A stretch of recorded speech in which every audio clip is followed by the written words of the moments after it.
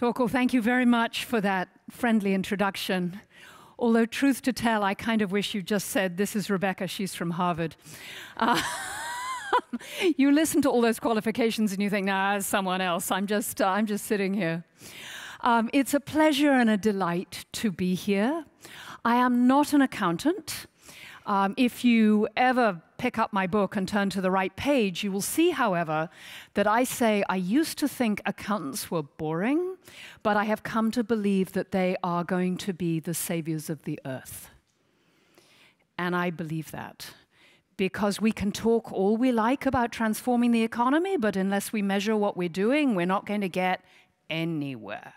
So I'm honored and delighted to be here, but I am not going to give you a technical paper on accounting. Instead, Torkel asked me to talk a little bit about the context in which we find ourselves and what it means to reimagine capitalism. So that's what I'm going to do. So let's start at the beginning. Why reimagine capitalism? Tell me, how many of you think capitalism is broken in some fundamental ways? How many of you have children that are distressed and distraught and enraged about what's happening right now? How many of you know young people who are suicidal? That's a little scary.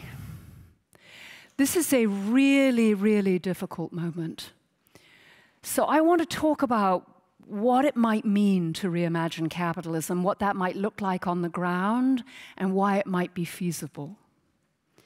And I'm going to focus on climate change, both because I think it's an existential issue, and also because I can't cover inequality and racism in the same presentation.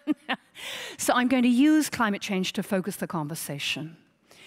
And because it's so easy to say, yes, climate change, we've heard about climate change, I want to get specific.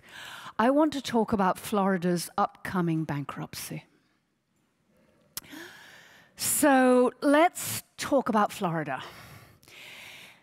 How is an economy supposed to work? Well, in principle, people settle in an attractive location.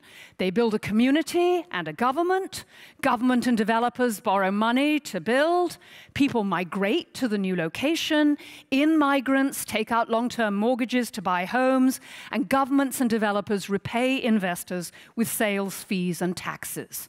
That's what's supposed to happen. And in Florida, it happened in spades for a long time.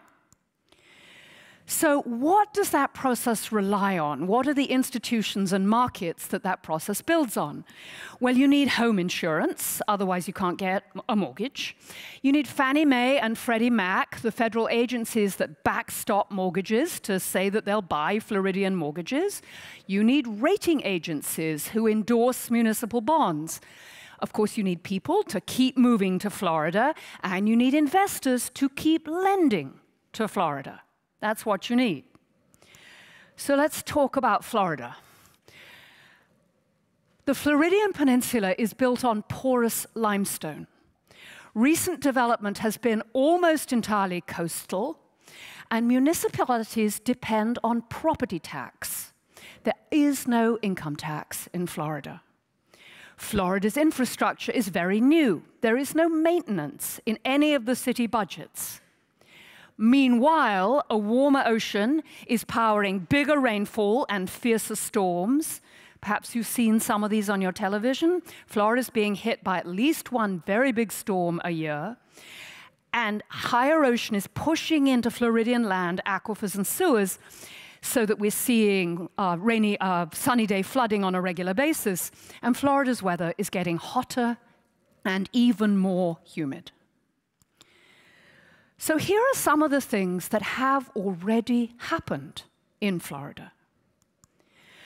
The catastrophe bond market has largely dried up. If you're in Florida, you can't take out a catastrophe bond. Big insurers are pulling out, and small ones are liquidating. The reinsurers, such as Swiss Re and Munich Re, have already pulled out, and Florida's government has created its own insurance company. banks are offloading Floridian loans, and sunny day flooding, salty land, bigger storms, increasingly common. So to recap, Florida faces higher operating costs. Few municipal budgets include maintenance, let alone replacement costs. Capital providers are starting to pull back. Disney World is becoming a seasonal business. And Florida is continuing to bet on in-migration. So let's talk about how cities and states go bankrupt. Aging and failing infrastructure and social programs require more spending. So governments increase tax rate and fees. People leave. The rich leave first. In-migration slows or stops. Property prices stop rising and begin to fall. Government revenues fall. Cities and states go bankrupt. We don't know when this is going to happen, but Florida is going to go bankrupt. 5 years? 10 years? Presumably the governor is counting on the federal government to bail him out because he has said that no bureaucrat can use the word climate change. So here's the thing. This is not just a story about Florida. This is a story about civilization and what the destabilization of the climate is going to do and is already doing. The first people emerged about 200,000 years ago. The first known human settlement is only about 10,000 years ago. And the financial markets that we know are a relatively recent invention, with the kind of company legislation we take for granted only emerging within the last 150 years ago. Why didn't humans settle before 9,500 BCE? Well, because the climate did not permit it. The climate was too variable. Humans had to keep moving because you couldn't count on the climate, so they became expert nomads. They migrated everywhere. Human settlement reflects a real shift in the climate, and that's what allowed settlement. The stable climate permitted the emergence of communities. Communities built cultures, cultures built governments, governments built infrastructure, which led to industry, which led to financial markets. Financial markets sit on top of a set of institutions that are rooted in the expectation that climate is going to be like it was last year. We have built this into the fabric of our civilization because the climate of civilization was perfect for humans. Large expanses of temperate land, stable seasonal patterns, nowhere too hot for the human body. But we are heating the planet. We call it climate change. We should have called it global heating. What we're doing is warming up the temperature, and as I'm sure you know, that warming is not just, oh, we're increasing the average temperatures by 1.5 to 2 to 3 degrees. What we're doing is destabilizing the world's weather. So we're seeing huge swings in temperature, and with that, swings in flooding and precipitation. We're destabilizing the climate. All these slides are courtesy of Probable Futures, an amazing website open to anyone. I strongly recommend it to you. So here's the thing. Climate change isn't just about warmer weather. It's about instability. And tell me about bond markets and instability. Tell me about probability distributions that we can't draw and bond markets. The financial markets depend implicitly on climate stability, and it's going away. So we are shaking our civilization. We assume that things will stay stable. Schools have summer vacations and seasonal sports. City storm sewers are designed for certain rates of rainfall. Detroit recently had a major storm. They had an 8-inch storm, so 8 inches in a couple of hours. The sewers are only sized for 6 inches because, hey, Detroit never had a bigger storm. So the city flooded. Nowhere near the sea, but it completely flooded. Power systems are built to withstand certain maximum temperatures. So, we know it never gets hotter than X. That's what we size things to. Many houses are built to keep heat in rather than out, and all agriculture, which, excuse me, means the food we eat, is dependent on steady rainfall. We are shaking the whole fabric of our society. Climate change is not, it's just getting a little bit warmer. This is a big deal, and it's coming at us very fast. Now, do not feel guilty. Guilt is not helpful. This has been brewing for several hundreds of years. This is like a long-term process that's playing its way out. So, climate change in London, just as an example, I am British, as you can probably tell. In London in July 21, a month's worth of precipitation fell in a matter of hours. The storm sewers could not handle it. This was a 1 in 100-year storm frequency, which, because we're heating the planet, has become much more likely. And the hospitals flooded. We got sewage in a children's hospital. Another hospital took on 3 feet of water, 14 tube stations closed, and above-ground trains were overwhelmed. In Boston, I had a wonderful interview with the people who run the Boston airport, Logan Airport. Some of you have probably flown into it. It's right on the sea. It turns out it's high enough to withstand the flooding we expect in the next 20 to 30 years. But none of the roads or subway stations getting to the airport are. So if we have when we have the next major storm, you'll be able to get to the airport, but nowhere else. The city cannot handle a major storm that requires emergency support. The infrastructure won't handle it. Because we never expected it, right? So, in London, the mayor said the shortage of homes is the biggest threat facing London, one of the world's most expensive places to live. He says the city needs at least 66,000 new homes annually for the next 2 decades. But if we don't fix the storm sewers, no one's going to build the houses. How long till London goes bankrupt?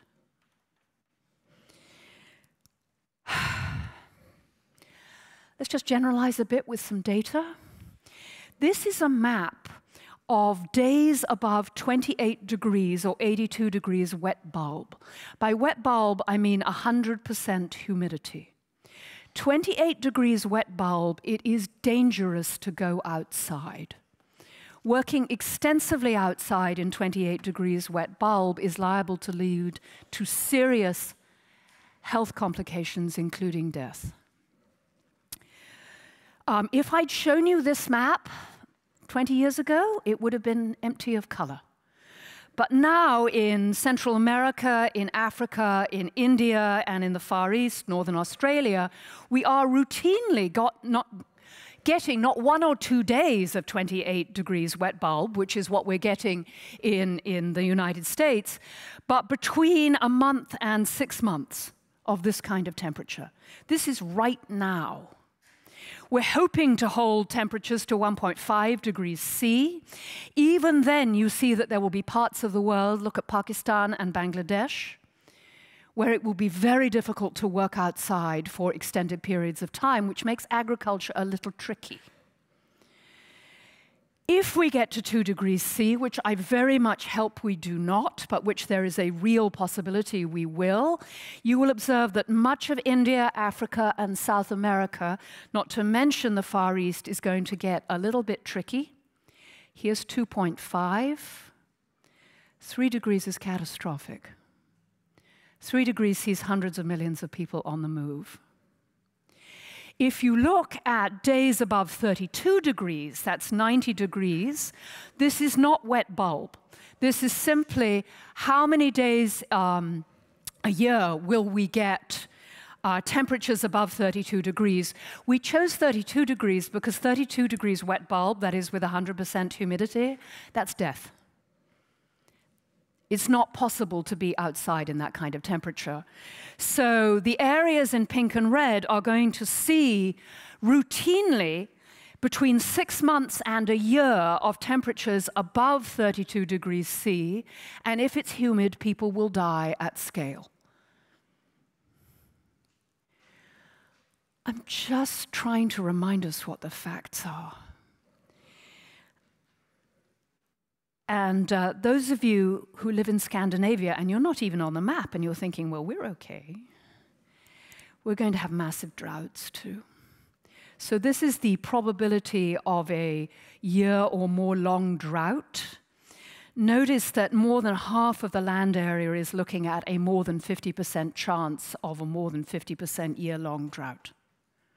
We cannot get to this level. It is absolutely unacceptable. And it's just not good for business.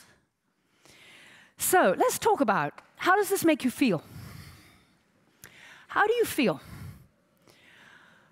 It's tempting to shut this out, right? One of the reasons I do this is because, you know, hey, I'm just going to tell you how to reimagine capitalism. I want you thinking, okay, we are going to reimagine capitalism. How the heck are we going to do it? What's she going to say? That's what I want you to be thinking. But I want you to take a moment to feel the grief and the anger, okay? I want you to feel it, because we're not going to do this unless we let ourselves feel it. So take a moment, please. Just kind of tune in. How are you feeling? And then when you feel comfortable, I know this is Scandinavia, but I know you can do this. Turn to the person next to you and just talk a little bit about how this makes you feel. Just a little bit, okay? Just a minute. Okay, go.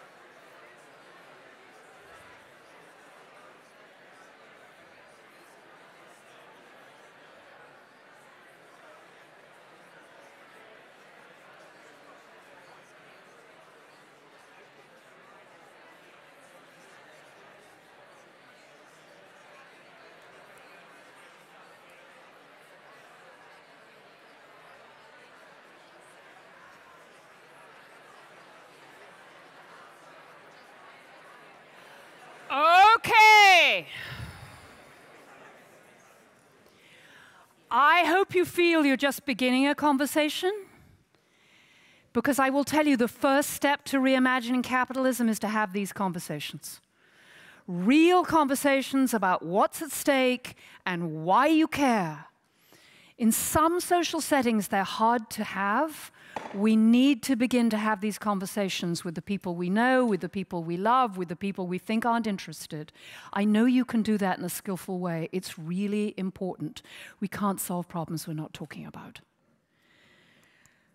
So let's talk about facing grief. Why am I asking you to have this conversation, to talk about how it makes you feel? Well, for a fundamental psychological reason. which is if you take that grief and fear and anger and just shut it down, and if you say, well, I'm a scientist or I'm an executive, I can do this, I can suck it up, what happens is that emotion you're not letting express itself, you know what happens, right? You get despair, you get depression. So we need to face this grief. I think one of the things we need to do as a society is mourn for what is happening and will happen, because it's not going to be fun. I am pretty hopeful that we will arrest climate change. We have the technology, we have the resources, we can do this. It's way easier than inequality and poverty, like way easier. But we have to face the grief. We have to face the grief, because before we face the grief, we can't choose hope. And hope has to be a constant choice, a conscious choice, right? Because individually, all of us is just a grain of sand in the wind. And my apologies to those of you who are not grains of sand in the wind, but you kind of are too. And I'm not talking specifically to the CEOs in the front row. Individually, all of us can only hope to be part of something much bigger than ourselves, a pebble in the avalanche of change. So it's kind of realistic to go, well, you know, like, oh dear, and there's nothing I can do. And that path leads to despair and depression. And if we do nothing, nothing will happen. And we'll get that 3-degree world. So we need to choose hope. But the good news is there's lots of reasons to be hopeful, right? The world is moving. My personal marker of this is when I first started focusing on climate change 20 years ago at MIT. My colleagues had the following thought bubble above their head, and I could read it. Oh dear, she was a decent innovation economist and she's gone off the end. I'm serious. They thought I'd lost it. And one of my markers of the way the world has changed is people have started to apologize to me. Oh, Rebecca, it turns out climate change was actually a thing. Like, the science has been obvious for 20, 25 years, but should we be thinking about it? Absolutely, we should. I now get, and forgive me, this is really just an indicator. It's not because I'm so great. All my friends in climate see this. I'm getting like 3 or 4 invitations to speak a day. And, you know, emails and what can we do, and you know, we're being swamped with students, and more people see this as a thing. And let's get concrete. Biden passed the IRA, the Industrial Recovery Act, the most weird name of any piece of legislation, particularly if you're English, or even more if you're Irish. But this is trillions of dollars into renewable energy and climate action. And the gamble is that it's enough money that it will create the political constituency and drive enough technologies down the learning curve so we really get the flywheel going on renewing the economy. This is massive. This is really, really important. We also have again, it's very hard to measure, but some models suggest that in the last 5 years, with the progress we've made, we've cut expected warming in half. Notice I didn't show you 4 and 5 degree charts. You know, we really don't want to get to 3, but 4 and 5, we really didn't want to get for 4 and 5. So, you know, huge progress just in the last 5 years. Price of renewables has dropped. When I started this, the idea that renewable energy could be cheaper than coal, that was totally bizarre. And I'm not just talking coal properly priced to include externalities. I'm talking just coal. Fantastic progress. Huge amounts of solar energy and renewables installed. So incredible progress. And on top of that, this is the thing that blows me away. We talk about climate change and how fossil fuel is driving climate change. My friends at the School of Public Health tell me the cost of burning fossil fuels in terms of millions of lives lost every year is the same order of magnitude as the cost of climate change. This is millions of people.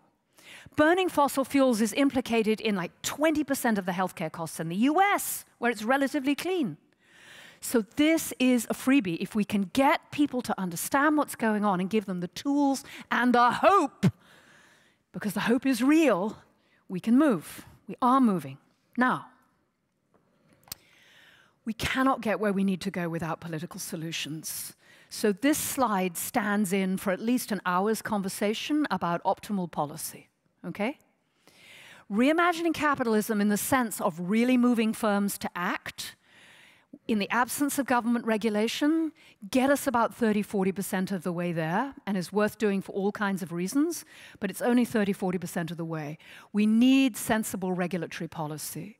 Living in Europe, it looks like you're going to get it, but our work is not done because we don't have the same political regime in the rest of the world. So when I'm talking to an American audience, for example, I start talking about how the private sector has I'm so sad I have to say this. The private sector has a real interest in the maintenance of democracy and should be actively engaged in maintaining the democracy if they want to address climate change. But that's a whole big thing I'm just going to bracket, okay? And we're going to talk about the private sector. Because the private sector matters. It really, really matters. Most obviously because in much of the world, we're not going to get the legislation we need. So we need the private sector, but we need the private sector for more than that. We need the private sector to demonstrate the business case and to begin the process of massive political and social and cultural change, which will get us the political movement we need to get regulatory action worldwide. So you matter, and I mean you, because this is the Stockholm School of Economics, one of the premier schools in Europe. You are not dentists. And my apologies to any of you who are dentists or married to dentists. Dentists play an important role in the health of the world, but their ability to affect climate change is limited. But yours is not. I'm going to use the term we, which is always tricky to use in these kinds of presentations, but by we, I mean we who are privileged enough to have a hope in hell of making a significant difference, even if it's small, even if we're dust in the wind. We get this wind going in the right direction with enough dust in it, it's going to make a huge difference. So, here's what you need to do. Everybody should start taking notes now. I want you to start by practicing joy. I am quite serious. I'm sure many of you have some kind of joy practice. You might call it a spiritual practice. You might call it reconnecting with myself. You might call it touching into my core. But you need to spend at least 15 minutes to half an hour every day. This is just as important as exercise and sleep, which I'm assuming you're on top of. If you're not, go back to the beginning, start again. You need to get enough sleep and enough exercise, but you need to practice joy. Because this work is hard work. If you really open to what's happening, and if you put your shoulder to the wheel, it's hard. So you need to practice joy, and you need to make friends. You need to be friends with other people who are doing it. And how do you practice joy? Well, just take a moment, just a tiny moment. We won't have any conversation on this one because I think I only have 10 to 15 minutes left. Yes.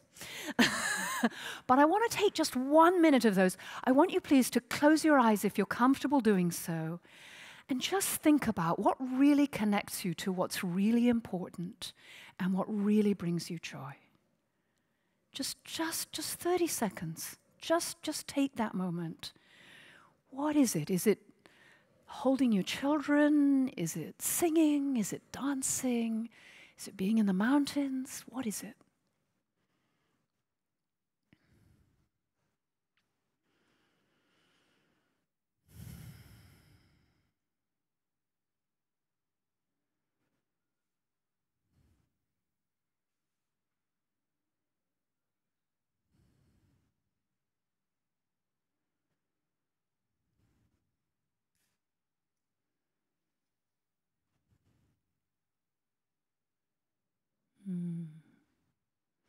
So you get just a tiny taste, just a tiny taste.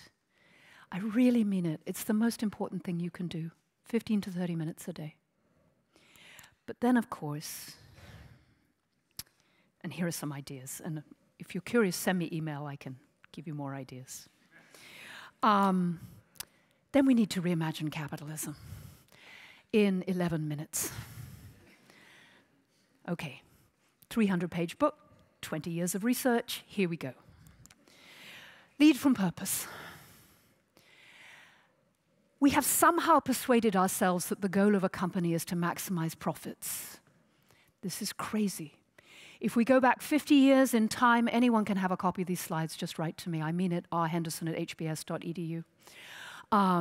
If we go back in time, you go back 50, 60 years, you talk to any self-respecting CEO, the idea that the sole goal of the company was to make profit would have struck them as absurd.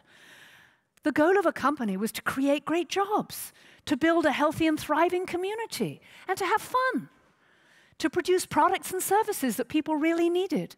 This is not a revolutionary idea. This is an old idea, and it matters. You know, just as we all need to breathe to live, the purpose of breathing is not, the purpose of life is not breathing. The purpose of life is, you name it, but I'm sure it's not breathing, right? Profits are a means to an end, and we need purpose, because purpose is what gives us a collective community focused on a common end, which gives us productivity, creativity, a much more fun place to work, all kinds of data suggesting that really adopting an authentic purpose, and by authentic, I mean you actually spend money against it, and you're emotionally engaged, and you treat people with dignity and respect, like, hey, people. But I'm in Sweden, so you probably do that. Where I come from, that's not so common. Don't quote me on that. Purpose gives you alignment, intrinsic motivation, and trust, and significant increases in performance. So that's ground one. We need purpose-driven businesses. Then we need to create shared value. So how do we create shared value? What does that mean? Well, it means you make money and you address public problems. And again, nearly every firm already does this. Any firm that's creating decent jobs and is turning out decent products is already solving public problems. So what this is about as getting as close to that boundary as you can get and pushing and still make money. Because, you know, I have 25 years cumulative experience on public boards, including a Fortune 200. I understand you need to make money. But it's not the purpose. It's the means. It's the way you make a difference. So you create shared value. And there are a bunch of business cases as to how you can create shared value. Decarbonization really is one of the great opportunities of our time. We need to transform not just electric power and electric distribution, but power overall, and excuse me, agriculture, infrastructure, construction, housing. It's something like 65% of the world's economy has to be completely transformed if we're going to get off carbon. It's absolutely possible. Humans have done much harder things under much worse circumstances. So it's completely possible. And here, just for fun, but you know, there are a million books that can give you these business models. You're going to hire more effectively if you do this. This is what the kids, forgive me those of you who are young adults in the room, this is, you know, what so many of them want to do. They will come and work for you. They will take pay cuts often. It reduces risks. Perhaps many of you know the story of Iberdrola and Enel, the two European utilities who went into renewables 10 years before it was fashionable. And then when the regulatory regime shifted, they were left like with very high market values and they're way ahead of the curve.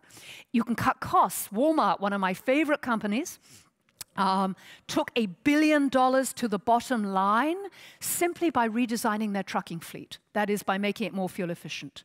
Even for Walmart, that's a lot of money. In the last 5 years, Walmart has reduced their emissions by over 23% and moved to 43% renewable electricity generation and taken the equivalent of 200 million cars off the road in working with their supply chain to reduce emissions. And you know why Walmart's my favorite example? Because Walmart has a margin thinner than a wafer. They only can do stuff that makes money. So if Walmart did this, you can rest assured it was profitable. You can build brands. Now, almost no one except pointy-headed middle-aged women obsessed with sustainability will pay more for sustainable products. That would be people like me. But nearly everyone will switch If you produce a product or a service that's just as good as the competition and it's sustainable, people will switch. Unilever believes that their purpose-driven brands are growing at 30 to 40% faster than their more conventional brands. And you can create entirely new businesses. We're going to need lots of new stuff that we have some sense of what it is.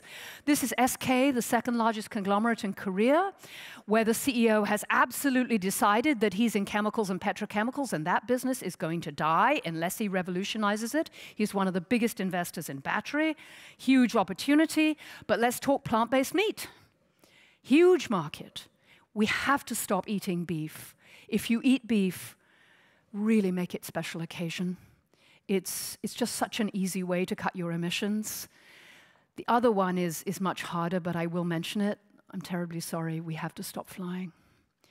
For people like us, those are the two big hits. And of course, solar panels on the roof. And you're thinking to yourself, but why should I change my personal behavior? And it's true that changing our personal behavior will not change the world. We need that massive social and cultural revolution that's going to drive the politics. But one of the things that change people's belief is people who are acting on what they say. If you say climate change is really important, but you're eating steak every night, what kind of message does that show? So we know from the social psychology that you need to, have you ever heard this? Be the change you want to see in the world? Sorry. Individual firms can make a huge difference. So creating shared value is very much the first step, but it is not the last step. We need two firms to cooperate because many carbon reduction opportunities don't have a business case unless everyone in the industry moves together. So take, for example, the case of steel and cement, and this is Mission Possible, a cooperative endeavor including steel and cement companies. They have banded together to do the R&D to take carbon out of the steel and cement processes. If everybody contributes, it's in everyone in the industry's long-term benefit, and then we can make progress. And you're seeing similar attempts in textiles, in consumer goods, in deforestation. I have a friend who keeps track of this. At last count, he had 200 cooperative ventures. And last but not least, we have to rewire in finance and accounting. So you see, I'm just setting you guys up. We have speakers who will speak to this far more effectively than I can. But, you know, if you don't measure it, we can't make progress. We need some way to support the conversation between investors and firms about what they're doing and why they're doing it. And we need a conversation, and we need tools that will let employees and customers and regulators hold firms accountable for what they're promising to do or what we need them to do. So, in summary, a roadmap to reimagining capitalism. All we need to do, this is where I love being a college professor, all we need to do is create shared value, build cooperation, rewire finance, rebuild our institutions, and embrace a purpose beyond profit. Change is never easy. I spent the first 20 years of my career studying why change is hard, but it is absolutely possible. And as I look back over 20 years of that research, you know what really made the difference? It was really wanting to change. You need a business case, for sure. But if your people are not emotionally aligned with what you're trying to do, if they don't believe it's fundamentally important and something they want to commit to, it's hard to change, even with the best business case in the world. You need hard and soft, and you need them together. So, what you need to do tomorrow morning, this is easy. Choose one thing that will move you and your organization closer to acting from purpose. And those of you at SSE, I mean you as well as all the private sector people, then you need to do it. And here's what we all need to do for the rest of our lives. We need to choose hope, embrace joy, and dare to act. Thank you very much.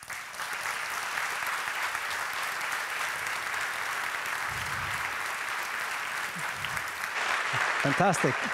Thank you so much. Yeah. So this was exactly how it was having you as a teacher, actually. So I remember now. Fantastic. Thank you so much. So let's see. Let's open up for a few questions. I'm sure there will be. And there will be a mic. You're rushing off to change your organization right now, Exactly. right? You can't wait. Dare to act. Exactly. Yes, sorry, here. Carl Mosel, thanks for a brilliant presentation. Possibly a somewhat sort of academic, well, theoretical question. There's that deep or sort of historical challenge here of at what level of society do we find this balance? In the romantic tradition, you believe redemption was defined in the individual.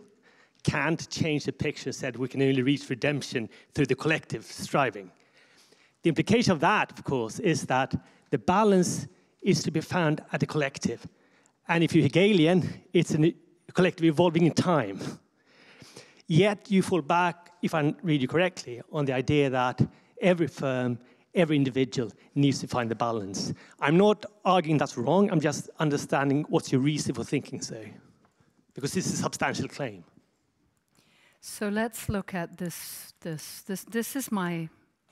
So here's how I'm really thinking about this. First, we do not know what the balance is between individual shift and between meso levels, so institutional structures like firms, and macro level like firms, like societies and institutions. I've been doing a lot of reading in this. Since you asked the question, I'm sure you think a lot about it too. It's hard to tell, right? Because these processes play out over years, and these different levels interact with each other in ways we don't fully understand. I will say, I think it's fairly clear that every major shift of this kind of magnitude has involved all three levels. And often in popular accounts, we pick up, say, Martin Luther King, but that in turn is based on a whole bunch of individual work and then all the meso-level organizing and then the macro shift that happened in the American climate, and that all happened together. So we don't know where the leverage points are. I'm a business school professor, so I think the private sector is one of the more powerful institutions in our society. According to the Edelman Trust Survey, the single institution that most people globally trust the most is the firm they work for. And at a time of major trust breakdown, having firms say, this is real, we can do something, there is a business model, I think plays a real thing. The other thing is having at least a portion of the private sector on this wavelength and working in this way, as well as having effects on their employees and customers and stakeholders, it also helps open a space for regulation and for politicians to act. So if you imagine a private sector that is uniformly refusing to move in this direction, that's a real political problem. And so I do think that firms can help open up the political space. Thirdly, even if we had the world's best regulatory regime tomorrow, it wouldn't be the best regulatory regime. And if firms weren't already working on this, it would make it much harder to really get to the place we need to, because no regulation is ever perfect right off. And lastly, but not leastly, hey, what are we going to do with our time, right? If this is the leverage point we have access to, and you can tell a reasonable story that it could be really helpful, well then let's do it. And it may be wrong, and there are poets and media people and people in law and all other parts of society trying other levers. But this one is ours. Good.